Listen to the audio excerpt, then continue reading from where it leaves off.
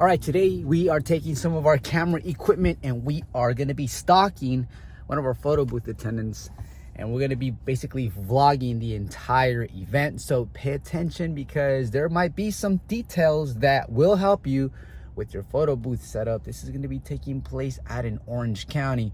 So let's go ahead and rock it out.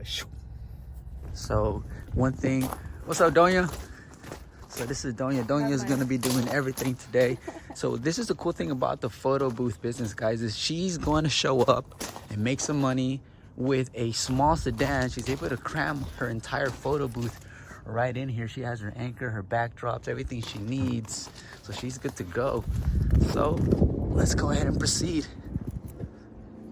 As you can see, guys, Donya has moisturized, oily fingers according to the screen right here. But according to the screen, is if we pay attention to other information, 32 minutes away from the destination.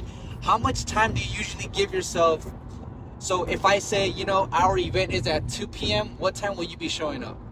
We'll show up around 1, but that's the time that I would start setting up. So you need to get there like a little bit earlier so you can figure out like where to park and where you're gonna be set up and where the venue is and stuff like that.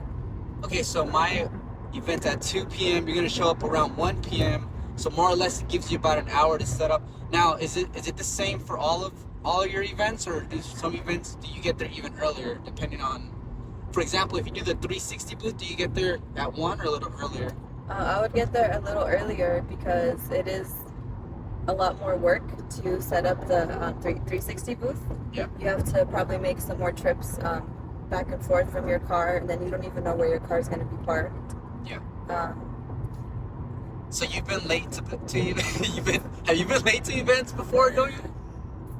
I have a couple times. But not that late. And I have learned from it because when you're late, you are stressing a lot. Like, and then you don't want to start off your event like that. You know, you want to have like good energy, good vibes. Like you don't want to start off your event stressed out. So it's nice to just be able to take your time with it. Even if it is more time, like it is gonna cut that part out because I forgot. No, so what she was trying to say, because I totally get what she's putting down. So when it comes to events, you guys always want to give yourselves extra time. It goes back to that saying, if you are on time, you're late. If you're early, you are on time. And so sometimes we think, okay, we're going to get there because most events take us about an hour to set up. But I highly recommend that you guys get there super early because there's no downfall and there's no downside on getting there early. Sometimes you guys will get to an event and realize that the event is on the second or third floor and that the elevator isn't working, or that other vendors were scheduled to arrive around the same time. So now you guys are fighting for the elevator and things like that, where it could be that there's no parking and you have to park even further away. And now you have to travel a further distance for every trip that you make, whether it's stanchions that you're delivering, guys. So give yourselves extra time in business.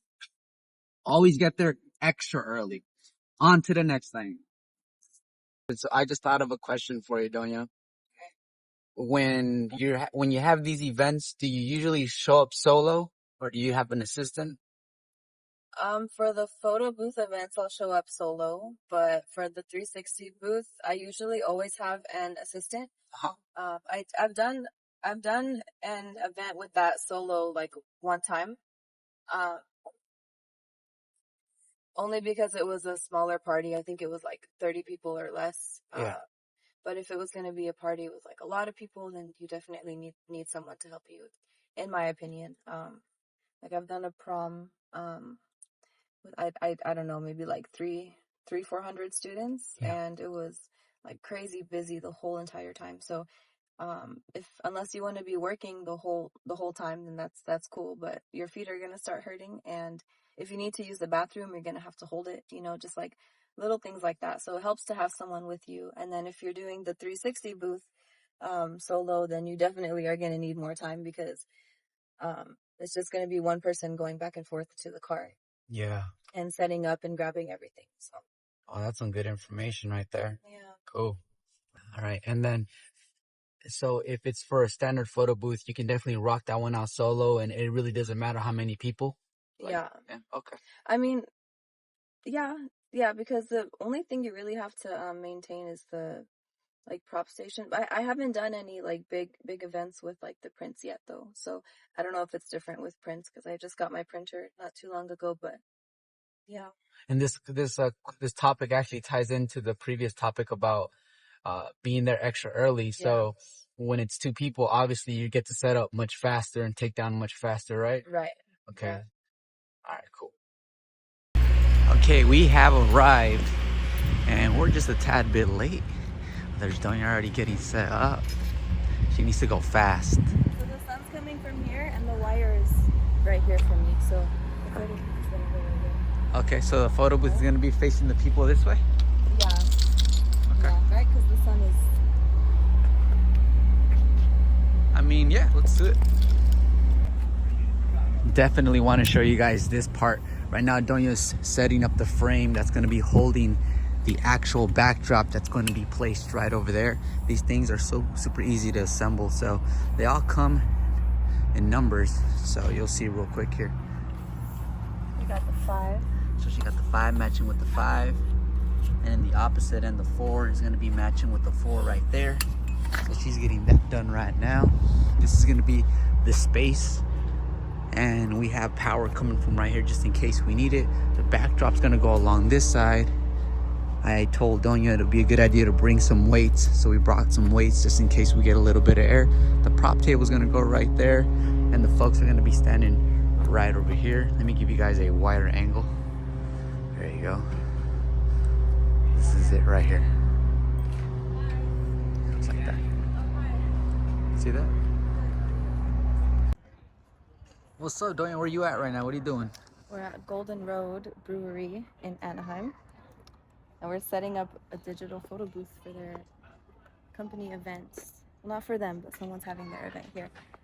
So now we're testing out the photo booth to see how the backdrop looks and how we need to adjust anything. Got it. And then, so we had this cable running this way, and Donya, I highly recommend you guys get gaffer's tape. We're gonna go ahead and use the table to block that off right there. Looks like you got everything done. Okay, cool. Walk us through, Donya, walk us through.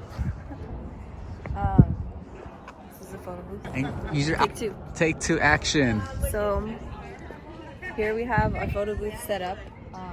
Yeah, so we have our prop table right here. They're gonna walk in, they're gonna grab whatever props they want. You know, they're gonna grab some money. And then we have the photo booth set up right here.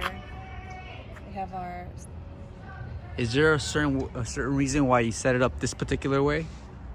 Because we have the sun facing this way. So if we would have set it up the other way, then the sun, it would have been coming from the back. So their faces would have been all dark and it would have messed up with the lighting of the pictures. But this way we have some natural lighting, some sunlight. Oh, that's right. Natural, okay.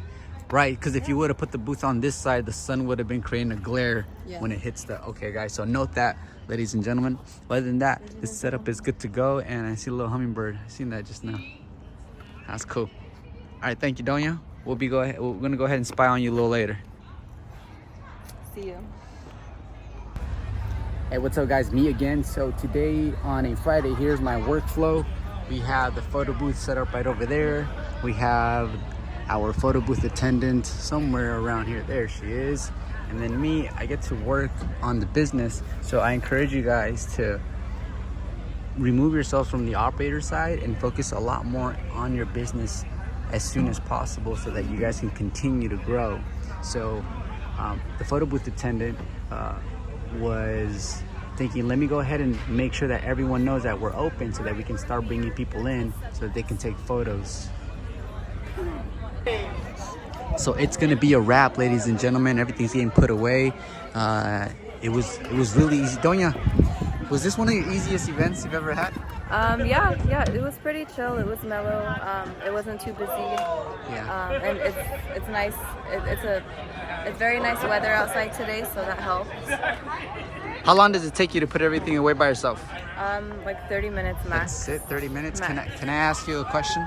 Since this is business, how much money did you make today? That's personal. Oh damn, we get into personal territory. Can you give us more or less an idea? Confidential. How much you made it? It's like a 2-hour event, Yeah. like more or less, just so people get an idea? $1,000. Around $1,000. Just kidding. It was over 400 or 500, something like Okay, that. I'll okay, give you a ladies and hint. gentlemen.